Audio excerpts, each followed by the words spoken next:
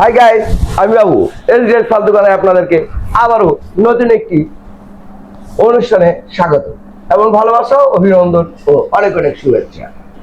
যাই হোক, সবসময় একটি কথাই বলে আসছি আপনাদেরকে, আপনারা সাবধানে থাকুন, সাবধানে থাকার চেষ্টা করুন এবং নিরাপদে থাকুন, কারণ নিরাপত্তা সবার আগেই জরুরি। যেমন দেখেন, হাঁটার জন্য আমাদেরকে বয়স লাগে 2 বছর, হাঁটতে শিখতে বয়স লাগে আমাদেরকে 2 বছর, কিন্তু আমরা ট্রাফিক জ্যামের মধ্যে অথবা ট্রেন যখন আসে তখন আমরা 2 মিনিট অপেক্ষা করি না। এটাতে নানান ধরনের দুর্ঘটনার সম্মুখীন হই। তাই আমরা যখন রাস্তা পারাপার হব, অবশ্যই ট্রাফিক আইন মেনে চলবো এবং নিরাপত্তাটা অবশ্যই লক্ষ্য রাখতে লাগবে। যাই হোক, যেটা বললাম, ইলন মাস্ক পৃথিবীর সবচেয়ে ধনী ব্যক্তি। পৃথিবীর সবচেয়ে ধনী ব্যক্তি ইলন মাস্ক। তার ফ্যাক্টরিতে একটি মেশিন নষ্ট হয়েছে, তো মেশিনটি আনতে হবে জার্মানি থেকে। কাজ বন্ধ। ইলন মাস্ক আসলেন, আসার পর সে নিজের কর্মকর্তাকে জিজ্ঞেস করলেন যে ভাই, ফ্যাক্টরি বন্ধ কেন? তো তারা বললো, স্যার আমাদের এই মেইন মেশিনটা নষ্ট হয়েছে, এই মেশিনটা আনতে গেলে আমাদেরকে 5 দিন অপেক্ষা করতে হবে, কারণ জার্মানি থেকে এই মেশিনটা বুক করার পর সে মেশিন আসবে। বললো এই কথা? বললো ঠিক আছে, অসুবিধা নেই। সে কি করলো, তড়িৎ করে সে নিজের পার্সোনাল বিমানে করে চলে গেলেন জার্মানি এবং ওখান থেকে উনি মেশিন নিয়ে আসলেন। 6 ঘন্টার মধ্যে সে ফ্যাক্টরিতে লাগিয়ে দিয়ে আবার তিনি কাজ শুরু করলেন। তাই এমনিতেই ভাই পৃথিবীর সেরা তিনি ধনী হননি। ধনী হওয়ার পিছনে অনেক রহস্য আছে, অনেক কারণ আছে। তার মধ্যে ইলন মাস্কের একটি অন্যতম কারণ হচ্ছে এটি: কখনো কারোর জন্য অপেক্ষা করবেন না, নিজের কাজ নিজে করবেন। কখনো কারোর জন্য অপেক্ষা করবেন না, নিজের কাজ নিজে করবেন। কারণ যতক্ষণ পর্যন্ত আপনি অপেক্ষা করবেন কোনো কিছুর জন্য, ততক্ষণে কিন্তু আপনি কাজ সম্পন্ন করে আসতে পারবেন।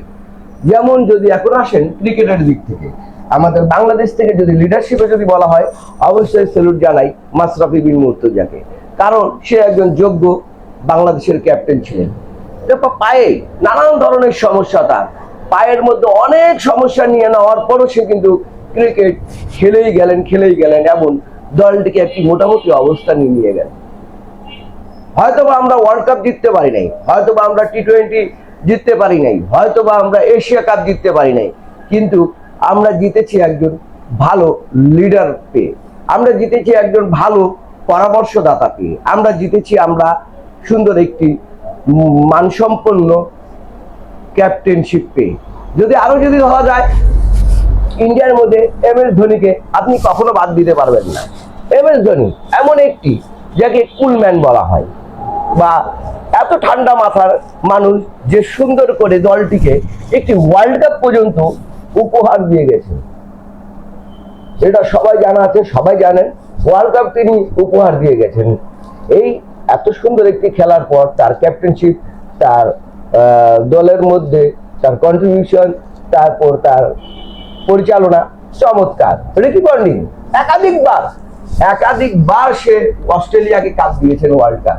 রিকি পন্টিংকে ভোলা যাবে না ভাই, রিকি পন্টিংও সে ধরনের প্লেয়ার। এদিকে চলে আসেন ফিল্ডিং এর দিক থেকে, কিভাবে দলকে রান চেক করা যায়, তাহলে অবশ্যই শিখুন জন্টি রোডসের কাছ থেকে। তাকে উড়ন্ত বাজ পাখি বলা হয়। বল যত দূর থেকে যাক না কেন, সে আছে বলটিকে ধরার জন্য। তাই আমরা আমাদের জীবনে তাদের থেকে অনুপ্রেরণা নিতে পারি, তাদের থেকে সাহস যোগাতে পারি, তাদের থেকে আমরা আমাদের জীবনটাকে জড়িয়ে রাখতে পারি।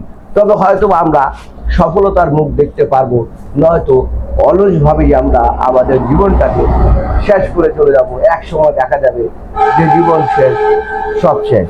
আপনি কোটিপতি হতে চান কি হতে চান না, সেটা একান্ত আপনার ব্যক্তিগত বিষয়। কিন্তু ভাই, স্বপ্ন দেখেন বড়, স্বপ্ন দেখতে হবে বড়, স্বপ্ন কখনো ছোট দেখেন না, স্বপ্ন বড় দেখবেন।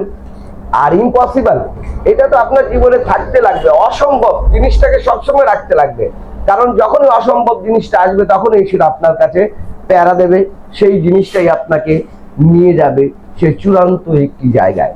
তাই বাবু, আর এই পর্যন্ত এসডিএস ফালতু কথায় আপনাদের সবাইকে আবারও অনেক অনেক ধন্যবাদ। আল্লাহ হাফেজ, ভালো থাকুন, সুস্থ থাকুন। I love you.